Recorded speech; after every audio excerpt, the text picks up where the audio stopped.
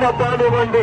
ఈనాటి ఈ కార్యక్రమానికి సహకరించిన ప్రతి ఒక్కరికి కూడా అదే విధంగా ముఖ్యంగా మా ఇంటి ఆడపడుచు, మా ఊరు ఆడపడుతున్నటువంటి గౌరవనీయులు ఆంధ్రప్రదేశ్ రాష్ట్ర మాజీ మంత్రివర్యులు శ్రీమతి ఎల్లుకమ్మ గారికి స్వాగతం సుస్వాగతం తెలియజేసుకుంటాం.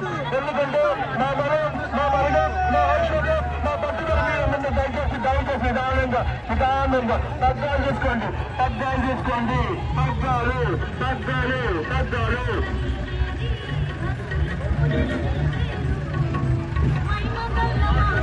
అదేవిధంగా మా యువ నాయకులు, మా యువ కిషోరైనటువంటి మా తమ్ముడు వెంకటరెడ్డి గోపినాథ్ గారికి మరొక మారి ధన్యవాదాలు తెలియజేసుకుంటాం. అదేవిధంగా దయచేసి నిదానంగా కానివ్వండి. నిదానంగా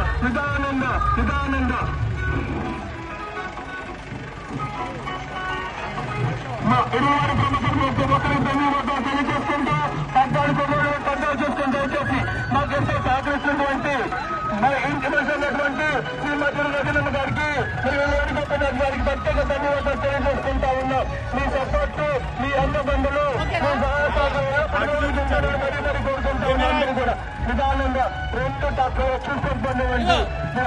ముందు పగ్గాలు చూసుకోండి. పగ్గాలు చిక్కుపడి దయచేసి పగ్గాలు చిక్కుపడిన